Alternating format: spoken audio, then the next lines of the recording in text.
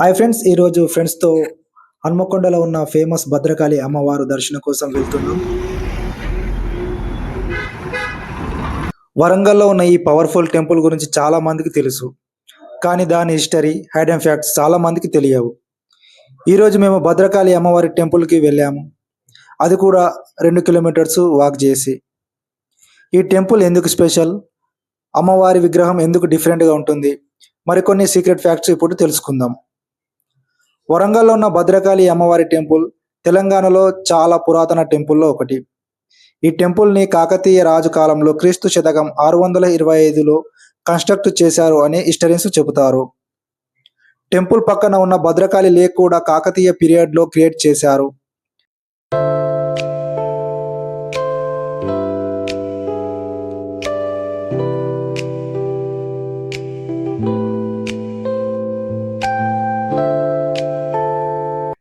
ఈ టెంపుల్ వరంగల్ ఫోర్ట్కి చాలా దగ్గరగా ఉంటుంది. భద్రకాళి అమ్మవారి ఇక్కడ 8 చేతులతో పవర్ఫుల్ ఫామ్లో ఉంటారు.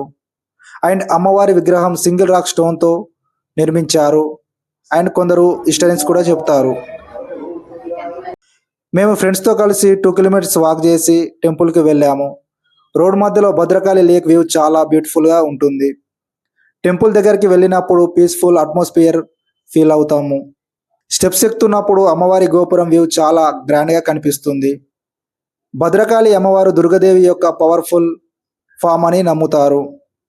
అండ్ అమ్మవారి విగ్రహం ఒక సింగిల్ స్టోన్ నుండి చెక్కబడిందని కూడా కొన్ని హిస్టరియన్స్ చెప్తారు. టెంపుల్ పక్కన ఉన్న భద్రకాళి లేక్ వరంగల్లో బిగ్గెస్ట్ లేక్స్లో ఒకటి. సన్సెట్ టైంలో టెంపుల్ వ్యూ చాలా బ్యూటిఫుల్గా ఉంటుంది. లోకల్ బిలీఫ్ ప్రకారం పెళ్లి జరగని వాళ్ళకి ఇక్కడ పూజ చేస్తే మ్యారేజ్ జరుగుతుందని నమ్ముతారు. వరంగల్కి వచ్చినప్పుడు భద్రకాళి అమ్మవారి టెంపుల్ విజిట్ చేయడం మిస్ అవ్వకండి. హిస్టరీ, డివోషన్, నేచర్ అన్నీ ఒకటే ప్లేస్లో ఎక్స్ప్లెయిన్ చేయవచ్చు.